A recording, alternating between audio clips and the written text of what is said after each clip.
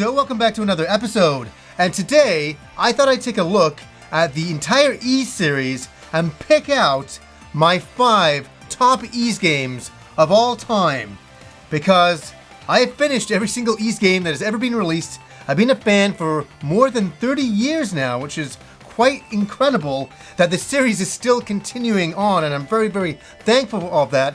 And a lot of people have asked me what my favorite Ys games are and why. So I thought I'd kind of go through a bunch today and give you my top 5, but I thought I'd start with some honorable mentions here. Now, the best Ys game in the entire series is definitely Ys 5. No, it's not. That's a joke. Ys 5 is good, but it's down there as one of the Ys games that I like the least. It's a decent action RPG, but it doesn't hold a candle to the rest of the series. It was on the Super Famicom, and it had a Super Famicom soundtrack, and that was a bit of the problem. When you have a TurboGrafx CD soundtrack that is better than this, it was also over too quickly, and the graphics were kind of bland, to be honest with you. I just want to start with that one just for fun. Now, I just got to start with the first game that I ever played in the Ys series, and it was the first game in North America, was Ys, The Vanished Omens, right here. And I've said it a million times before, when I first played this in 1988, I thought it was pronounced Wise. And as we all know now that it wasn't. But back then we didn't know. We didn't have the internet in 88 and stuff like that. So I played this at my friend's place on the Sega Master System, and it was cool, but it's only Ys Book 1, right? So this was a fascinating game for me. It was what kind of got me into the series. I really enjoyed that. Now, I just want to start with a bit of the beginnings, but here are some very honorable mentions. Ys 6, right here, The Ark of Nepotism. I'm still trying to get used to saying that crazy name from back in the day, but Ys 6 is a really excellent game, and it was the first game to come back to North America and bring back the Ys series on the PS2, and I was very, very thankful that Ys had returned, and I really like this game. And this is not part of my top 5, these are some honorable mentions. Now, another favorite of mine in the series, and it's arguably, it doesn't have the greatest graphics, its frame rate is terrible, but it was Ys 3 Wanderers from Ys on the TurboGrafx CD-ROM.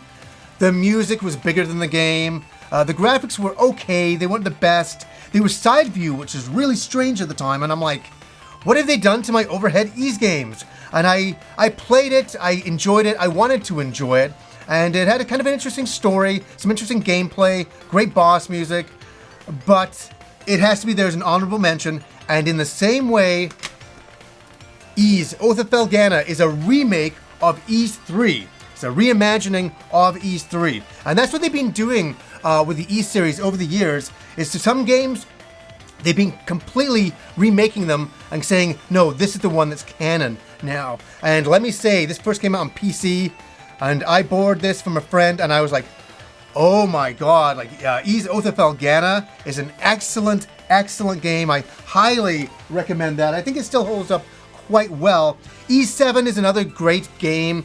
It was one of those games where I didn't completely get into it my first time through because I didn't like switching characters. This is the first game that I had played at that time where you're switching characters, and I was like, I don't know about that. But you know what? It is a fun action RPG. That brings us to right this moment, my top 5. And there's a lot to talk about here. I love the Ys series, man. I absolutely love the Ys series. Now let's start with my number 5 pick, and it is the beginning of the Ys series franchise in the timeline. In the timeline. It wasn't the first game that ever came out. Nope. But it came out on PC. It's on every single system now, and I really recommend everybody give this a try. It's not expensive. It's a wonderful thing. Here it is. I'm going to pick this version here. Ys Origin. Ys Origin. Have you played this? It's on PS4, it's on Nintendo Switch, it's on PC. Give it a shot. It takes place at the very beginning of the Ys franchise, where you have the Knights of Ys, and you're dealing with Devil's Tower, Darm Tower, and the predecessors to Dark Fact, which would show up in Ys Books 1 and 2. And great story, really fun characters, great gameplay, and you're going to hear this from me throughout this entire episode. But Ys Origin really gets it so awesome. in the grinding. Yes, you just grind enemy after enemy after enemy, but it's so fulfilling, and you'll sit there for a few hours just doing it because it is so much fun. I really recommend Ys Origin. It's up there. It's in my top 5 Ys games of all time. Now, my number 4 pick is a game I just recently finished for the very first time. And I played the Japanese version, got quite far into that, and then I was like, wait, I'm gonna wait for the North American version. And then, this is the Japanese version I played right here. Ys 9. Ys 9, Monstrum Nox. And I'll be honest with you, at first, when I was playing the Japanese version, I was like, oh, it all takes place in a city. That's kind of okay. I'm like, but do we ever get out of the city? And in the Japanese version, I never did. Where when I finished the North American version of the game, I realized that yes, you do get out of the city. The graphics get a hell of a lot better. The gameplay is so modern, so different for an Ys game that I fell in love. And what can I say about it? I really want to get into this. Monstrum Nox takes place after Ys 7. I mean, the timeline is all over the place, but what's cool is, Adol, all the different abilities he gets. And you're basically getting the abilities from the other monstrum that you find in the game and that you make parties with, and you can take their abilities and use it on your main character. I really like that. Yes, there's the switching characters once again, but there's something about Monstrum Nox that is very, very cool. And it's the enemies. It feels a little bit more open world than it's ever been, and a little bit more freedom than it's ever been, and definitely up there as number 4 in my top 5. Now, my number 3 pick is an easy one. Yes, I had to do one pun. It's over with now. We're moving forward. Yes, it is when Adol washed up again on a mysterious island. He's only done that a few times in the entire series, and that was for a game called Ys VIII, the Lacrimosa of Donna. Right here is the special edition. Man, to be honest with you, I start to play the game, and it's a bit wordy. There's a lot of chattering going on, a lot of characters talking over and over and over again. But putting that aside, the action RPG combat is second to none. It is so much fun traversing the island, discovering its secrets, and it's bright, it's beautiful, there's great beach scenery, and I really like that, and I like the kind of the characters. Had a very piratey feeling to it, and I really enjoyed the game. One thing I'll say is the music stands out incredibly well. I just bought the CD soundtrack about 3 weeks ago. It arrived, and I can say this much, I love it. It's in my car, I listen to it all the time, and yeah, I recommend Ys 8. I like Ys 8 more than 9. I think because of the environment, you're on the outside all the time. Ys 9 felt like I was a little bit too in the city all the time. Where Ys 8 was just fun to explore this island and all of that with your characters. And yes, you're switching characters once again. That is a staple now of the Ys series. I've come to accept it.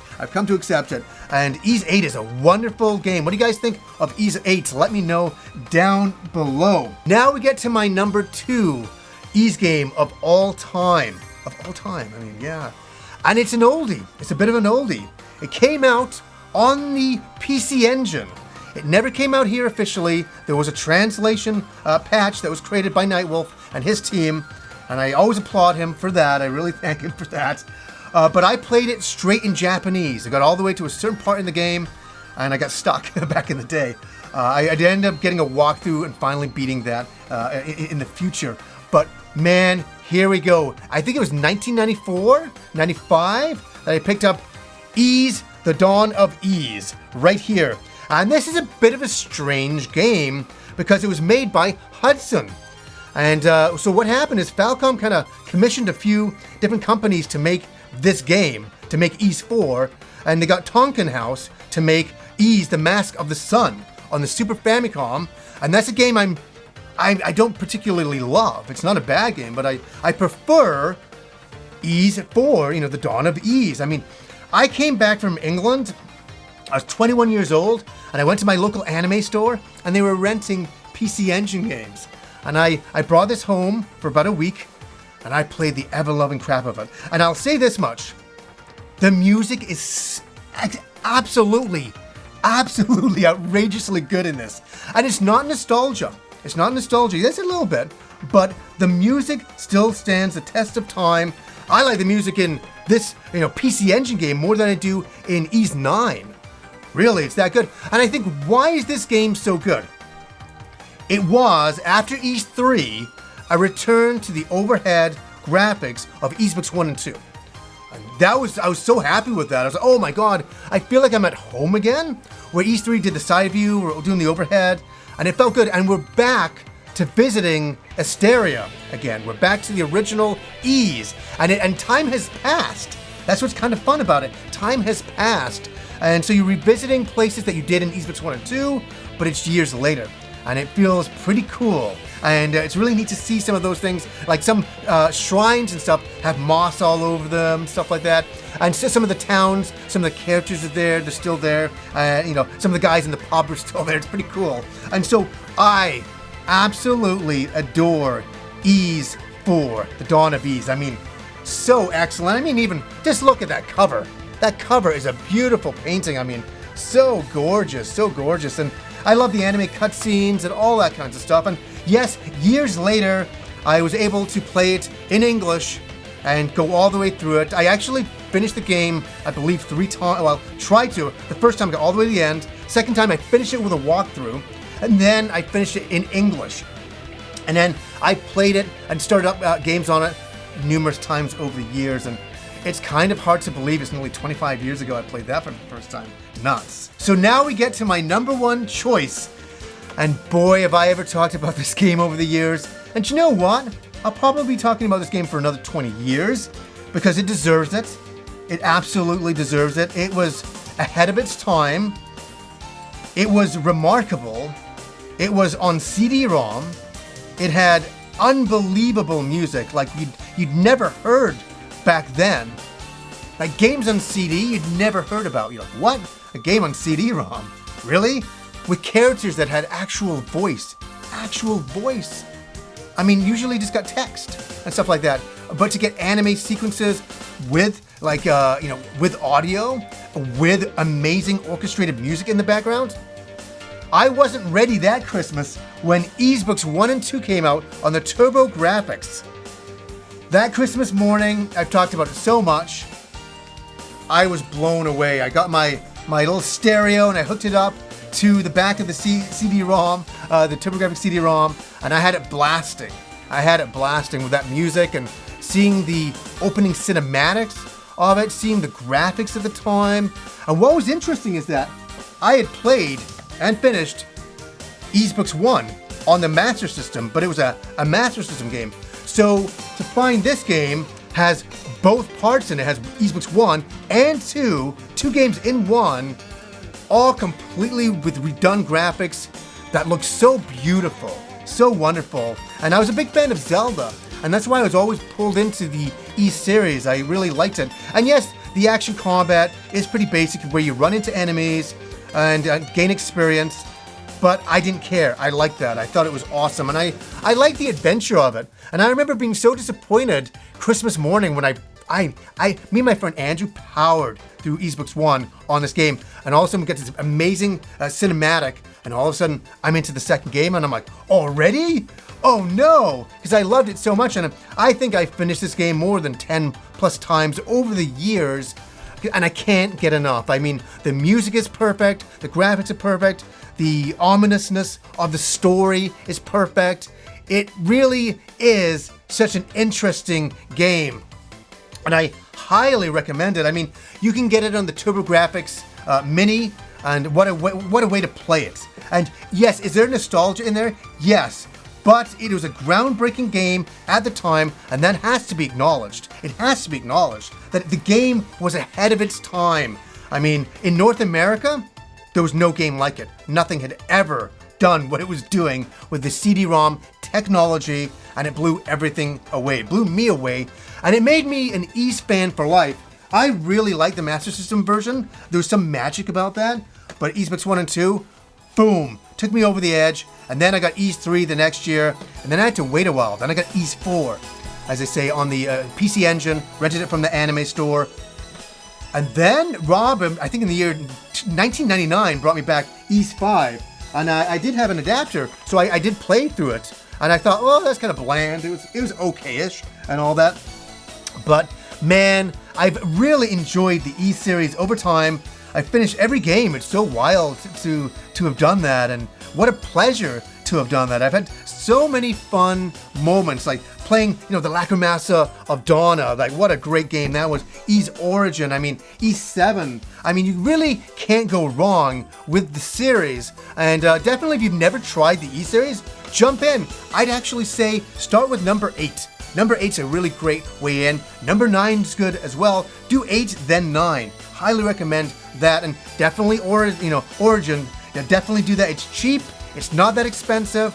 Worth jumping in there, and that's more of a traditional Ys style of game. So I try Ys Origin to begin with as well. I think you'll have a great time with that. There's a nice little storyline going on in there. So guys, I've always wanted to talk about my top 5 Ys games, my favorite Ys games. I could be here all day. I could sit and go through all this stuff like no tomorrow. It's ridiculous. And yes, a lot of Ys games have been reimagined and cancelled per se. So Ys, the Dawn of Ys here has been overwritten by the Mask of the Sun, which they ended up making right here, Celceta, which they made Celceta out of. So there's been a lot of changes to the timeline and to the series overall over the years, and I've been trying to keep it all together over the years. I think I'm kind of doing it okay in my brain. It's still sticking together. So anyways, guys, until next time.